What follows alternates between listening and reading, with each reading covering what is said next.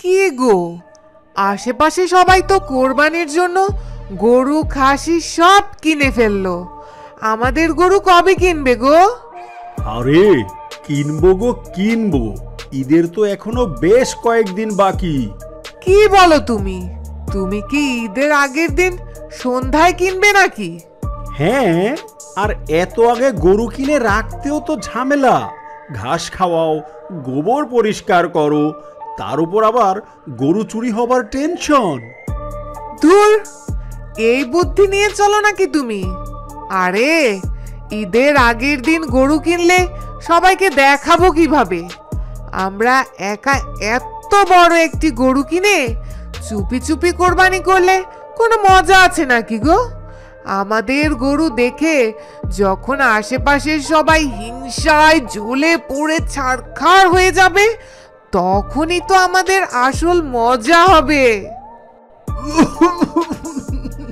আচ্ছা শোনা, আমি বলছিলাম কি, এবছর গরুর বাজার যে চড়া, একা একটা গরু না কিনে যদি কয়েকজনের সাথে মিলে ভাগে একটা বড় সড়ো গরু কুরবানি দেয় তাহলে কেমন হয়? কি ভাগে কোরবানি দেবে? কেন, তোমার কি টাকার ধান্দা সব বন্ধ হয়ে গিয়েছে? তুমি কি জানো ভাগে কোরবানি দিলে কত সমস্যা? কি সমস্যা? আরে ভাগে কোরবানি দিলে গোশত কম পাওয়া যায়। এছাড়া ভুঁড়ি, ঠ্যাং, মাথার চামড়া এসব নিয়ে একটা ক্যাচাল বেঁধে যায়, মন ভরে খাওয়া যায় না। আর মাত্র কয়েকদিন আগেই তো একটা বড় ডিপ ফ্রিজ কিনলাম, ভুলে গেছো? ওটায় কোরবানির গোশত রাখবো। যাও যাও, সবাই গিয়ে বাজারের সব চাইতে বড় গরুটা কিনে নিয়ে এসো। যাও, আজই যাও। ঠিক আছে, যাব। মাশাআল্লাহ, রহমত সাহেব খুবই সুন্দর একটি গরু কিনেছেন কুরবানির জন্য। মাশাআল্লাহ। নগদ 2 লাখ টাকায় গরুটা কিনেছি। সুন্দর না হয়ে যাবে কোথায় বলেন? জি ভাই, আল্লাহ আপনাকে সামর্থ্য দিয়েছেন, সেজন্য অবশ্যই আপনি আল্লাহর শুকরিয়া আদায় করবেন। তবে ভালোই হলো ভাই, আপনার উছিলায় এলাকার গরিব ভাই বোনেরা এবার একটু বেশি পরিমাণ গরুর মাংস খেতে পারবে। আমার কষ্টের টাকায় গরু কিনেছি কি ফকির মিসকিন খাওয়ানোর জন্য? সে আশায় কেউ যেন ঘুম নষ্ট না করে। রহমত সাহেব, আপনি ভুল বুঝছেন। এটা আসলে আপনার গরুর মাংসের উপর গরিব আর অসহায় মানুষদের হক, অধিকার। আপনি ব্যাস থামুন থামুন হেকমত সাহেব, আগে নিজের টাকায় আস্ত গরু কিনে মানুষকে খাওয়ান, তারপর আসবেন অন্যকে জ্ঞান দিতে। এই কাঁচা চল।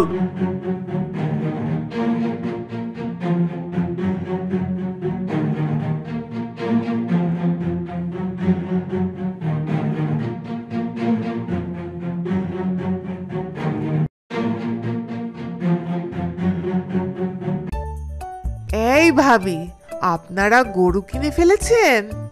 ভাবি, গরু এখনো কেনা হয়নি। আমরা আসলে ভাগে কোরবানি দেই তো। 6 জন হয়েছে, এখনো একজন মিল করতে পারিনি। ও আচ্ছা, আপনারা তো আবার ভাগে গরু কেনেন। আমি আবার ভাবি ভাগে কোরবানি একদম পছন্দ করি না। গোশত পাওয়া যায় কম, তার ওপর আবার ভুঁড়ি, পায়া, কলিজা, মাথা এগুলো নিয়ে ভাগ বাটোয়ারা করা আমার একদম পছন্দ না। তা চুস্কি ভাবি, আপনারা এবার কি কোরবানি দিচ্ছেন? আমার অবস্থা তো অনেকটা আপনারই মতো ভাবি। গোশত নিয়ে ভাগাভাগিটা আমারও একদম অপছন্দ। তার মানে আপনারাও একা গরু কোরবানি দিচ্ছেন ভাবি? মানে একাই কোরবানি দিচ্ছি, তবে গরু না, খাসি কোরবানি দিচ্ছি ভাবি। গরুর গোশতে প্রচুর কোলেস্টেরল, আমার আবার খাসি পছন্দ, অনেক পছন্দ। আবার গরুর গোশতে অনেক অ্যালার্জিও আছে আমার, তাই গরু দেব না, খাসি দেব। ও আচ্ছা, খাসি। একটা খাসিতে আর কতটুকু গোশতই হয় বলুন? আমাদের 3-4 জনের পরিবারে একটা খাসিতে হয়ে যাবে ভাবি, নো টেনশন। আপনাদের গরুর কত দাম হয়েছে ভাবি বলুন তো? ওরে ভাবি, দাম জিজ্ঞেস করবেন না, কম দামে তো কোনো কিছুই পাওয়া যায় না। চাষিগুলাও হয়েছে এক একটি বদের হাড্ডি। কি ঘাস ভুসি খাওয়ায় গরুকে, তাও গরুর দাম চড়া। নগদ 2 লাখ টাকায় গরুটি কিনতে হয়েছে ভাবি, একটা পয়সাও কম নিল না। ভাই তো আবার সরকারি চাকুরি করে। হ্যাঁ হ্যাঁ ভাবি, এজন্য চাষিগুলো বেশি বেশি দাম চায় ভাবি। আপনি বলেন না ভাবি, ওই চাকরিতে কয়টা টাকার বেতন পাই বলুন? ভাবি, শুনলাম কোরবানির গোশত রাখার জন্য নতুন ফ্রিজ কিনেছেন। আপনার না আগে থেকে একটা ফ্রিজ ছিল? ভাবি ফ্রিজ না, নতুন একটা বড় সড়ো ডিপ ফ্রিজ কিনেছি। 80,000 টাকা দাম নিয়েছে। ওটাতে শুধু কোরবানির গোশতই রাখবো ভাবি। সে কি ভাবি, আস্ত গরুটাই কি নিজেরাই রেখে দেবেন নাকি? গরিব দুঃখী আর অসহায়দের ভাগ দেবেন না? আপনাদের ওই একই সমস্যা, অন্যের ভালো আপনারা একদম দেখতে পারেন না। নিজেরা 7 জন মিলে ভাগে কোরবানি দিয়ে অল্প একটু গোশত পান তো, তাই আমাদের গোশত কিভাবে কমাবেন, এখানে কিভাবে ভাগ বসাবেন, তার জন্য নতুন নতুন ফতোয়া বের করেন। আমার স্বামীর কষ্টের টাকায় কেনা গরুর মাংস আমি অন্যদের কেন দেব? যার এত মাংস খেতে ইচ্ছে করে সে নিজে গিয়ে নিজের পয়সায় কিনে খেতে পারে না? যত সব। দেখুন ভাবি, মুখে যা আসে তাই বলবেন না। আপনার স্বামীর পরিশ্রমের টাকা মানে? আপনার স্বামী একটি সরকারি অফিসের 3য় শ্রেণীর কর্মচারী, যার বেতন খুব বেশি হলে 25,000 টাকা।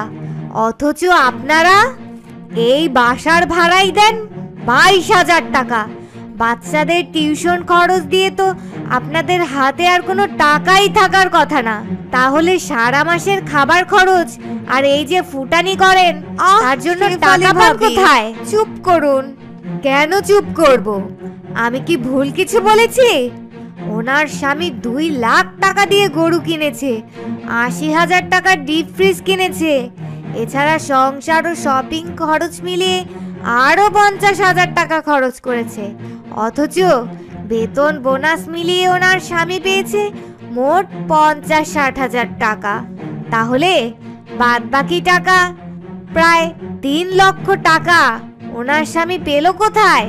চুরি করেছেন নিশ্চয়ই। ভাবি ভাবি, ওসব বলবেন না। ওনার স্বামী তো একটা সরকারি অফিসে চাকরি করেন, পান হয়তো এদিক সেদিক থেকে। চুস্কি ভাবি, এদিক সেদিক মানে হচ্ছে ওনার স্বামী একজন ঘুষখোর। সরকারি অফিসে সবাই সেবা নিতে যায়, ওনার স্বামী সেই সব লোকেদের সেবা না দিয়ে মোটা অঙ্কের ঘুষ নিয়ে তারপর কাজ করে। আর সেই ঘুষের টাকার দেমাগে তার বউ আমাদের সাথে ফুটানি করে বেড়ায়। শোনেন ভাবি, ঘুষের টাকা হারাম, আর সেই টাকায় কোরবানি দিলে সেই কোরবানিও কখনো কবুল হবে না। আমাদের হালাল ইনকাম পরিমাণে কম, তাই আমরা 7 জন মিলে ভাগে কোরবানি দেই। পরিমাণে অল্প গোশত পাই, সেটুকু আশেপাশের সবার সাথে ভাগ করে খাই। অল্প খাই, তবুও শান্তি পাই। আর আপনারা যারা হারাম কামাই খান, আপনারা শুধু ফুটানি করতে পারেন। ফুটানি করে বাজারে গিয়ে বেশি দাম দিয়ে বড় বড় মাছ, কোরবানির সময় বড় বড় গরু কিনতে পারেন, কিন্তু একটা কথা মনে রাখবেন, হারাম খাবারে কখনো আরাম হয় না।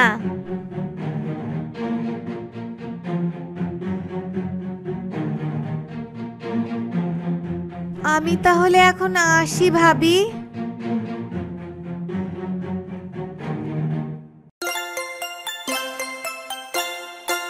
সকালবেলা শিয়াল ঘুমাচ্ছে, শিয়ালনি এসে তাকে ডাকছে।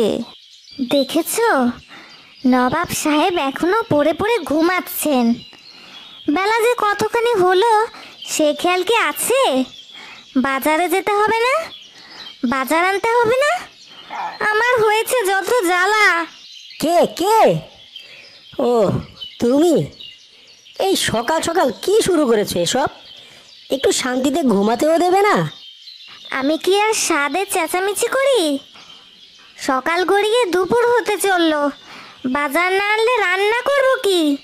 খাবারটা ঠিকমতো না পেলে তো পরে আবার আমাকেই কথা শুনতে হবে। তোমাকে কথা শোনাবে সেই সাহস এই জঙ্গলের কারো আছে?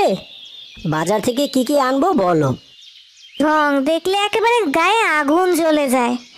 তুমি এ ঘরে নতুন, তুমি জানো না আমরা কি খাই? তোমার যা ভালো লাগে তাই নিয়ে আসো।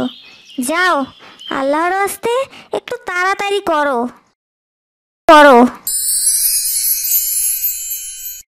1 ঘন্টা পর শিয়াল বাজার নিয়ে এসেছে। শিয়ালনি বাজারের ব্যাগ দেখেই সেটা ছুঁড়ে ফেললো। কি এনেছে এসব? পচা আর ছোট মাছ? আমার বিষ মারতে এনেছে এসব? একটু দেখে শুনে কিনতে পারো না? এই শিয়ালের সংসারে এসে আমার জীবনটাই নষ্ট হয়ে গেল। কোন অলক্ষণে যে এবারের বউ হয়ে এসেছিলাম আমি। ধুর, আমারও আর ভালো লাগে না এই সংসার। সারাক্ষণ শুধু ঘ্যান ঘ্যানানি। আমি এটা করলে দোষ, সেটা করলে দোষ, বড় মাছ আনলে দোষ, ছোট মাছ আনলে দোষ। এতই যখন সমস্যা তখন বাজারে তুমি গেলেই পারো। হ্যাঁ হ্যাঁ, ঘরের সব কাজ সেরে আবার বাজারও করতে যাব আমি। তুমি শুধু খাবে আর নাকে তেল দিয়ে ঘুমাবে। না, এত চিল্লাচিল্লি আর মজা লাগে না। আমি গেলাম, তুমি থাকো তোমার সংসার নিয়ে। যাও যাও, তোমার মুরদ আমার জানা আছে। খাবার সময় হলে লেজ গুটিয়ে আবার ঠিকই চলে আসবে। না, জীবনটা একেবারে তেজপাতা হয়ে গেল। এটা কি কোনো জীবন? কি পাপ যে করেছিলাম জীবনে, যার জন্য এমন বউ কপালে জুটলো। এই যে ঘর থেকে বের হয়েছি, আর ফিরে যাব না। থাকুক ও একা একা ওর সংসার নিয়ে।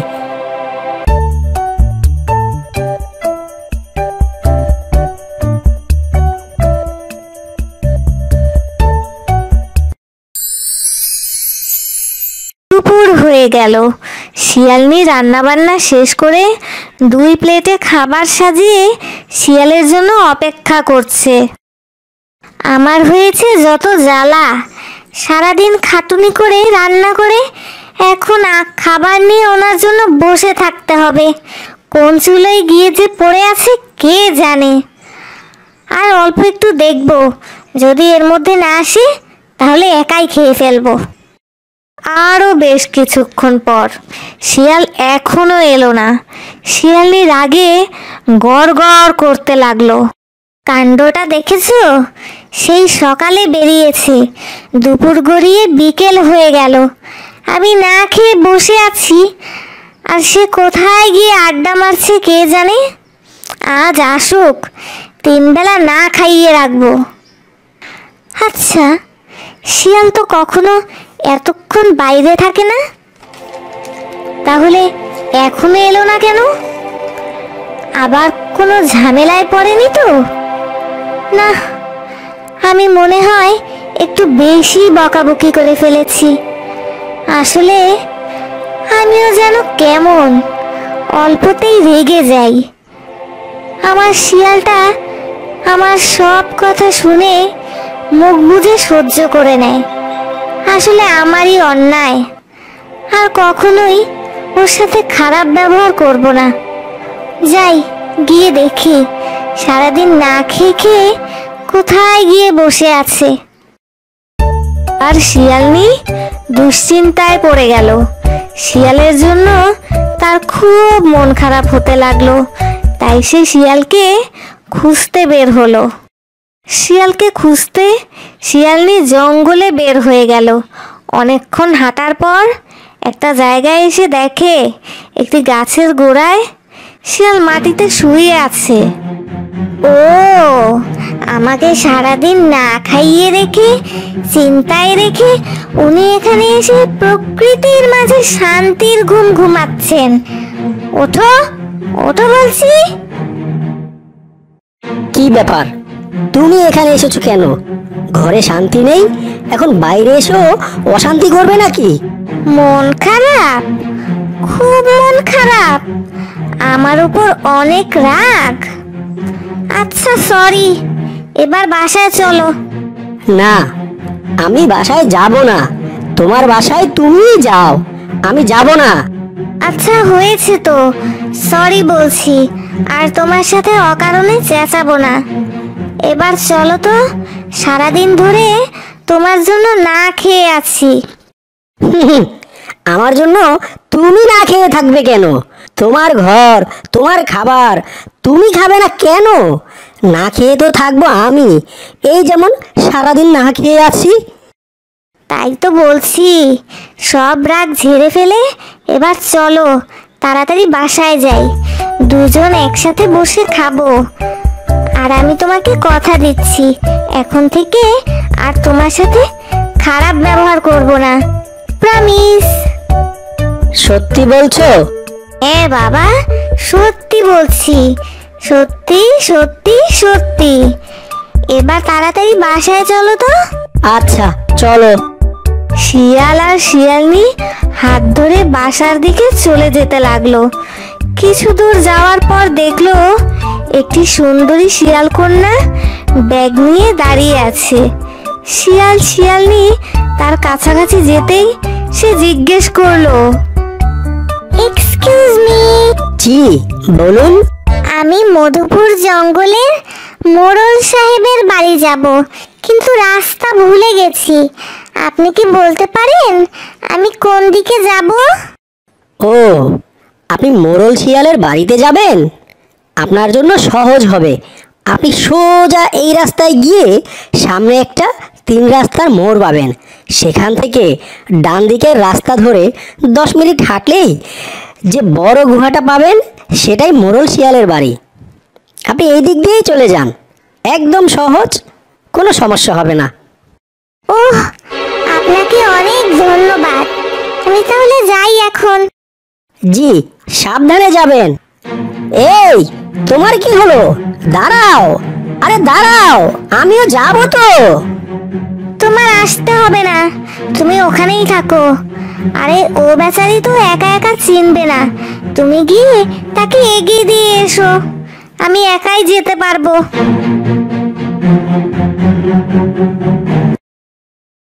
বেশ কিছুক্ষণ পর শিয়ালনি ঘরে বসে একা একাই বক বক করছে।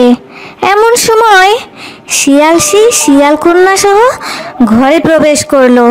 শিয়ালের মাথায় বিয়ের পাগড়ি, শিয়াল কন্যাও বিয়ের সাজে।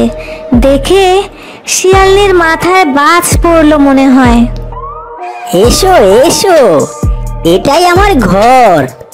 আজ থেকে তুমি আমার সাথে এ ঘরেই থাকবে। আর উনি, আপনার বড় বউ, সে কোথায় থাকবে? ও, ও পাশের ঘরে থাকবে। আর যদি ভালো না লাগে তাহলে এখান থেকে চলে যাবে। ওকে তো আর এখন আমার সংসারে কোনো প্রয়োজন নেই। এই, এটা কে? তুমি কাকে নিয়ে এসেছো? এই মেয়ে, তুমি তো সেই যাকে আমি রাস্তায় দেখেছিলাম। ও, এই অল্প সময়ের মধ্যেই আমার স্বামীকে পটিয়ে ফেলেছো? জি, আমি সেই। রাস্তায় অতটুকু দেখার মধ্যেই ওনাকে আমার অনেক ভালো লেগেছে। শোনো, একদম কথা বাড়াবে না। ও আমার নতুন বউ, তোমার সতীন। খেয়াল রেখো ওর যেন কোনো অযত্ন না হয়। কি? এ তুমি কি করেছো? তবে রে, আজ তোকে আমি মেরেই ফেলবো। কথা বলে শিয়ালনি হাতে ঝাড়ু নিয়ে শিয়ালের দিকে তেড়ে এলো। শিয়াল কন্যা তখন সামনে এগিয়ে গেল। খবরদার, খবরদার বলছি, আমি মোড়ল বাড়ির মেয়ে। আমার স্বামীর সাথে কেউ বেয়াদবি করার চেষ্টা করলে তাকে আমি জানে মেরে ফেলবো। এখন থেকে আমি যা বলবো তোকে তাই শুনতে হবে, তা না হলে তোকে ঝেঁটিয়ে বিদায় করে দেব। কি গো, তুমি দেখছি কিছুই বলছো না। এই, তুমি কোন ডাইনিকে নিয়ে এসেছো? হায় হায়, আমার কপাল পুড়ল গো। আমি না হয় একটু একটু রাগ দেখিয়েছি তোমাকে, তাই বলে তুমি এভাবে আমার উপর রাগ করে একটা বিয়ে করে নিয়ে এলে। আমি কি তোমার খারাপ চাই বলো?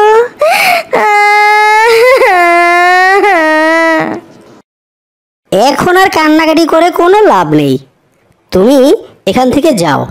আমি আর নতুন বউ বিশ্রাম নেব। ঠিক আছে, যাচ্ছি।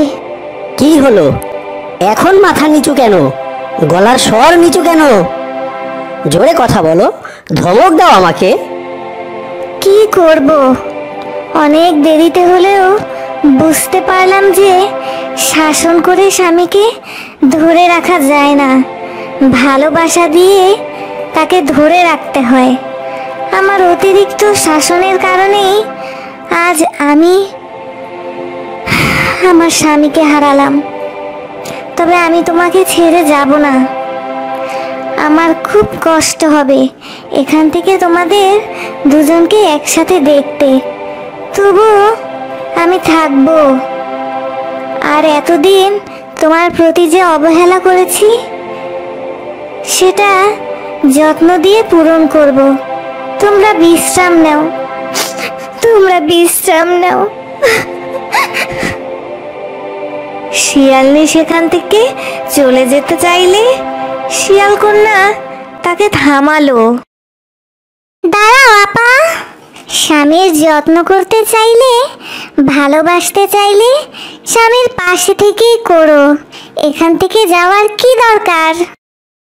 মানে তোমাদের দুজনের মাঝে আমি থাকবো কেন? তুমি আমাদের দুজনের মাঝে থাকবে কেন? তুমি তোমার স্বামীর সাথেই থাকবে, আর আমি এখান থেকে চলে যাব, কারণ এটা তোমার স্বামী আর আমার ভাই। আমি তোমার সতীন নই, ছোট বোন। কি বলছো এসব? আমি তো কিছুই বুঝতে পারছি না। শোনো আপা, আমি রাস্তায় দেখেছি তুমি কিভাবে ভাইয়ার সাথে অকারণে খারাপ ব্যবহার করো, আর ভাইয়া তোমাকে কতটা ভালোবাসে সেটাও বুঝতে পেরেছি। তাই একটু আগ বাড়িয়ে চলে এসেছি তোমার ভুল ভাঙাতে।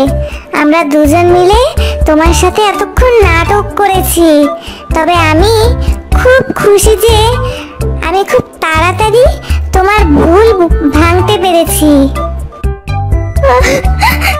তোমাকে অনেক ধন্যবাদ, তুমি সত্যি সত্যি আমার ছোট বোন। আয় বোন, আমার কাছে আয়, তুই আমার চোখ খুলে দিয়েছিস। বোন আয়, আমার বুকে আয়। দর্শক বন্ধুরা, আমার এই ছোট্ট বোনটি আজ আমার জীবনটাই বদলে দিয়েছে। তোমরা সবাই শুধুমাত্র ওর জন্য এই ভিডিওতে এক্ষুনি একটি লাইক দাও, প্লিজ দাও। লক্ষ্মী সোনা, জাদুর কণা আমার দর্শক বন্ধুরা আমার। এরপর শিয়ালনি আর কোনোদিন শিয়ালের সাথে ঝগড়া করেনি। দুজন একসাথে মিলে মিশে সুখে শান্তিতে বসবাস করতে থাকলো। ছাগল ভাই, তখন দেখলাম মন খারাপ করে হাঁটাহাঁটি করছিলে, কি হয়েছে ভাই? মন খারাপ কেন? কি আর বলবো শিয়াল ভাই, সবই আমার কপাল। ছোট ছেলেটা 3 দিন ধরে খুব অসুস্থ, ভালো একজন ডাক্তার দেখাবো, টাকার অভাবে সেটাও পারছি না। এই নে টাকা, তাড়াতাড়ি গিয়ে তোর ছেলের চিকিৎসা করা, তাড়াতাড়ি যা। আপনি আপনি সাধারণ কোনো বাঘ নন মহাজন, আপনি মহান, আপনি মহান। কিন্তু এই টাকা আপনাকে ফেরত দেব কিভাবে মহাজন? আরে ওসব কিছু নিয়ে এত চিন্তা করিস না তো। মাসে মাসে আমাকে সামান্য কিছু লাভের টাকা দিস, তাতেই হবে। এখন আর কথা বাড়াস না তো, তাড়াতাড়ি যা, গিয়ে তোর ছেলের চিকিৎসা করা। আরে ছাগল ভাই, মাসে মাসে লাভ কত টাকা দিতে হবে সেটা তো শুনে যাও আগে। শিয়াল রাস্তা ধরে হেঁটে যাচ্ছে। গরুর বাড়ির পাশ দিয়ে যাওয়ার সময় দেখলো গরু তার বাড়ির সামনে বসে বসে কান্না করছে। শিয়াল তার কাছে গিয়ে জিজ্ঞেস করলো,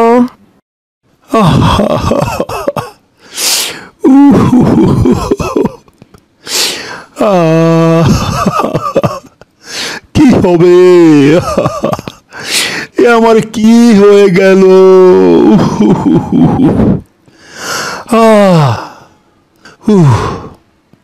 কি হয়েছে গরু ভাই?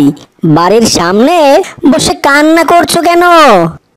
কান্না কি আর সাধে করি রে শিয়াল ভাই, মনের দুঃখে কান্না করি ভাই।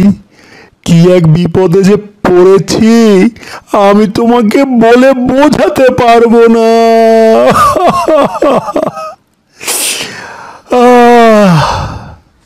আহা গরু ভাই, আমাকে সবকিছু খুলে বলো, শান্ত হও। শিয়াল ভাই, আমার এই বাড়ির কাজ করার সময় কিছু টাকা কম ছিল, তাই তখন বাঘ মহাজনের কাছ থেকে 50,000 টাকা ধার নিয়েছিলাম। কাল বাঘ মহাজন এসে বলে সে নাকি আমার কাছে 1 লক্ষ টাকা শুধু আসলই পাবে। এখন এই বাড়ি বিক্রি করে হলেও তার টাকা শোধ করতে হবে, নইলে সে আমাকে খেয়ে ফেলবে শিয়াল ভাই। তুমি শান্ত হও, শান্ত হও গরু ভাই। শিয়ালনি গো, জঙ্গলের অবস্থা তো খুব খারাপ। ওই সুদখোর মহাজনের ফাঁদে পড়ে এর মধ্যেই জঙ্গলের অনেক নিরীহ গরিব পশু নিঃস্ব হয়ে গেছে। কি বলছো তুমি? তাহলে জঙ্গলের কেউ তাকে কিছু বলছে না কেন? কিভাবে বলবে? টাকা আর শক্তি, এ দুটো যার কাছে থাকে সব ক্ষমতা তার হাতে থাকে। আর বাঘ মহাজনের কাছে তো সবই আছে, তাহলে কেউ তাকে কিছু বলবে কি করে? শোনো, যার সাথে শক্তিতে পারা যায় না তাকে বুদ্ধি দিয়ে মায়ের দিতে হয়। মানে কি বলছো তুমি? তুমি যেটা বলছো ঠিক মতো ভেবে বলছো তো? হ্যাঁ গো হ্যাঁ, আমার মাথায় একটা বুদ্ধি এসেছে। এটা দিয়ে খুব সহজেই ওই সুদখোর মহাজনকে শায়েস্তা করা যাবে। আর ও বেটা যে পরিমাণ লোভী, খুব সহজেই ওকে ফাঁদে ফেলা যাবে। এদিকে এসো, তোমাকে সব বুঝিয়ে বলছি।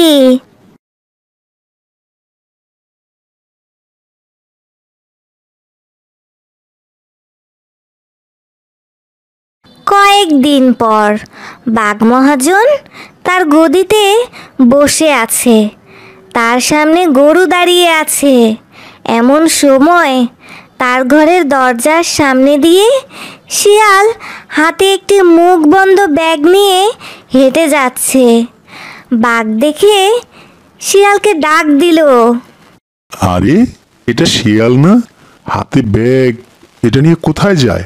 এই শিয়াল, এই এদিকে আয়। সালাম বাঘ মহাজন। মহাজন কেমন আছেন? আমি ঠিক আছি, তা তুই হাতে ব্যাগে করে কি নিয়ে যাচ্ছিস? খুব তাড়াহুড়া করে যাচ্ছিস মনে হলো। মহাজন কি আর বলবো, আসলে শ্বশুর বাড়ি থেকে জমি বিক্রি করে 1 লক্ষ টাকা পেয়েছি। এখন টাকাগুলো ব্যাংকে রাখতে যাচ্ছি। বোঝেনি তো মহাজন, আমার ঘরে এতগুলো টাকা রাখাটা নিরাপদ না। ব্যাংকে রাখলে টাকাটা নিরাপদ থাকবে, তার উপর কিছু লাভও পাওয়া যাবে। তাই এই ভেবে টাকাগুলো ব্যাংকেই নিয়ে যাচ্ছি। আচ্ছা, ব্যাংকে টাকা রাখলে তুই কত টাকা পাবি রে? তার চেয়ে ভালো টাকাগুলো আমার কাছে রাখ, অনেক বেশি লাভ পাবি। আরে বেটা, ব্যাংক সুদের ব্যবসা করে, আমিও তো তাই করি। আমি ব্যাংকের চাইতে যেমন সুদ বেশি নেই, আবার আমার কাছে কেউ টাকা রাখলে তাকে আমি লাভও বেশি দেই। এবার তুই ভেবে দেখ কোথায় তোর টাকা রাখবি। কি বলেন মহাজন? তাহলে তো খুব ভালো হয়।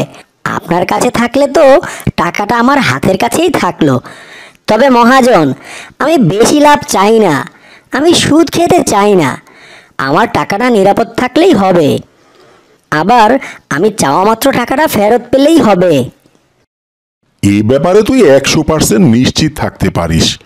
যখন চাইবি সাথে সাথেই তোর টাকা ফেরত পাবি। আর লাভ তো তোকে কিছু নিতেই হবে। আমি যে পাকা ব্যবসায়ী, লাভ কারো কাছ থেকে কমও নেই না, আবার কাউকে কমও দেই না। আমি খুশি হয়ে তোকে দেব, বুঝলি?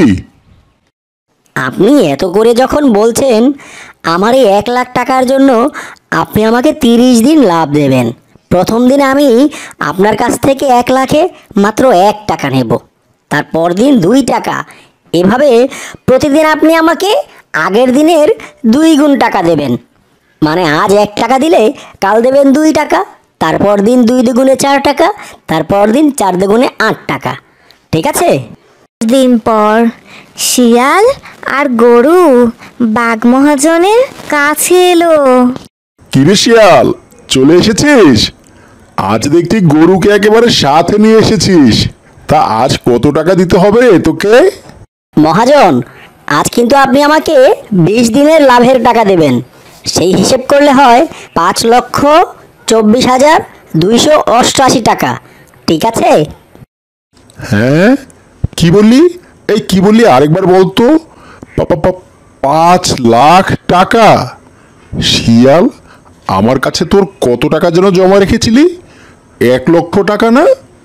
আর আজ 20 দিনের লাভের টাকা হিসেবে তুই আমার কাছে 5 লক্ষ টাকা চাইছিস? এ বেটা, তোর কি মাথা ঠিক আছে, না মদ গাঁজা কিছু খেয়ে এসেছিস? হ্যাঁ, আমি একদম শান্ত আর ঠান্ডা মাথায় কথা বলছি বাঘ মহাজন। আপনি প্রয়োজনে চাইলে হিসেব করে দেখতে পারেন। হ্যাঁ, এই বেটা, এই আমি বাঘ, গাধা নই। প্রথম 10 দিনে তোর লাভ হলো 512 টাকা, আর আজ পরের 10 দিনে সেটা 1-2 হাজার হতে পারে। 5 লাখ? এটা কিভাবে হয় বোঝা আমাকে। তাহলে শুনুন, আপনার প্রথম যেদিন দেখিয়েছিলাম 10 দিনের হিসাব 512 টাকা ছিল। 11তম দিনে এসে কত হলো? 512 দুগুণে 1024। তারপর দিন মানে 12তম দিনে 2048। তারপর 13তম দিনে কত হলো? 4096। তারপর 14তম দিন তার ডাবল। এভাবে হিসেব করে দেখুন কত হলো। এভাবে 20তম দিনে এসে হয় 5,24,288। গরু ভাই, আমার হিসেব কি ঠিক আছে? হ্যাঁ হ্যাঁ শিয়াল ভাই, ঠিক আছে। বাঘ মহাজন, হিসেব সব ঠিক আছে। হ্যাঁ, আচ্ছা শিয়াল, 30 দিন শেষে তোর এই লাভের পরিমাণ কত টাকা হয় রে? আমাকে একটু হিসেবটা বলতো। জি মহাজন, এই হিসেবটা আমার কাছে একদম প্রথম দিনই ছিল। 53,68,70,912 টাকা হয় বাঘ মহাজন। ওরে ওরে ওরে, কেউ আমাকে ধর।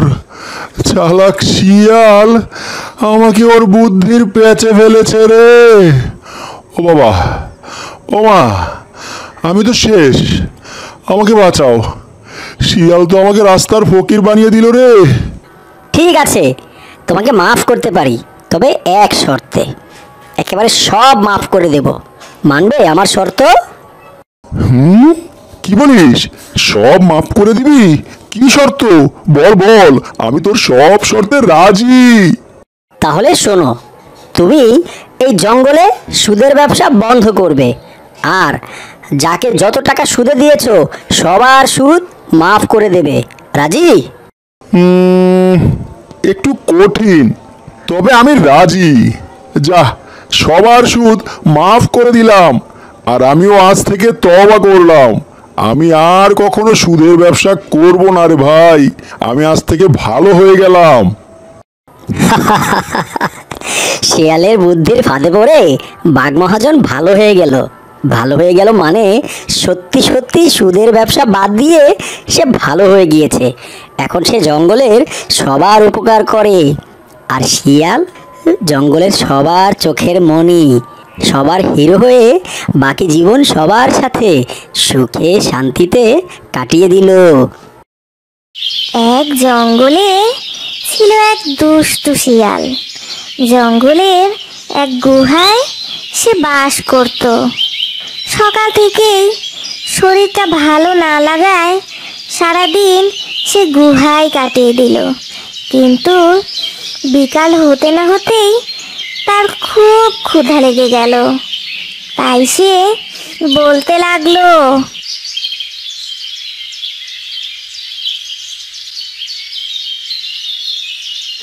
শিয়াল রাস্তা দিয়ে হাঁটছে আর মনে মনে ভাবছে, আর কত হাঁটবো, কোথায় যে একটা শিকার পাই। শরীরটাও ভালো লাগছে না। হাঁটতে হাঁটতে তো শরীরে যেটুকু শক্তি ছিল তাও শেষ হয়ে যাবে মনে হচ্ছে। শিকার তো পাচ্ছি না, কিন্তু কি খেয়ে শরীরে শক্তি আনবো? শিয়াল এই ভেবে একা একা আরো বলতে লাগলো, শিকার যখন পাচ্ছি না, যাই দেখি জঙ্গলে কোথাও ফল পাই কি না। আপাতত ফল খেয়েই শরীরে একটু শক্তি ফিরিয়ে আনি। শরীরটা কেমন ম্যাজ ম্যাজ করছে। শিয়াল হাঁটতে হাঁটতে হঠাৎ দেখলো জঙ্গলের এক কোণায় একটি আঙ্গুর গাছ দেখা যাচ্ছে। শিয়াল আঙ্গুর গাছটি দেখে খুব খুশি হলো আর বলল, উফ, অবশেষে একটি আঙুর গাছ দেখা যাচ্ছে, আর গাছটিতে প্রচুর আঙুরও আছে দেখছি। যাই গিয়ে ঝটপট কিছু আঙুর পেড়ে খেয়ে নেই। কিন্তু শিয়াল দেখলো আঙ্গুর গাছটি অনেক উঁচু আর ফলগুলো অনেক উঁচুতে। তাই শিয়াল লাফ দিয়ে আঙ্গুর পাড়ার চেষ্টা করতে থাকলো।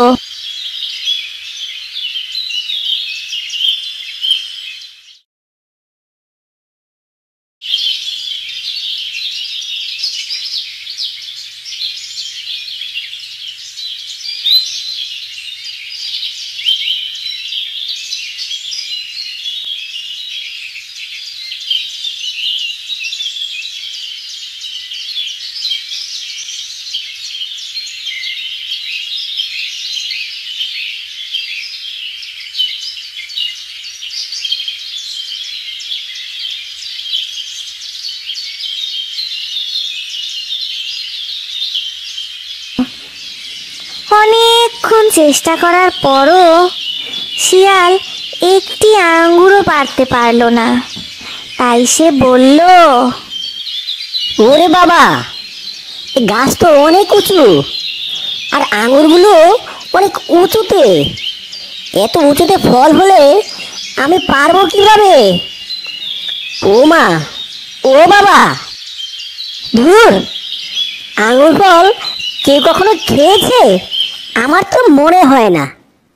আর তাছাড়া আঙুর ফল এত টক যে তা আমি খাওয়ার সাথে সাথেই বমি করে দিতাম। শিয়াল তখন আঙ্গুর খাওয়ার আশা ছেড়ে দিয়ে আবার রাস্তা দিয়ে হাঁটতে লাগলো, কোনো শিকার পাওয়া যায় কিনা।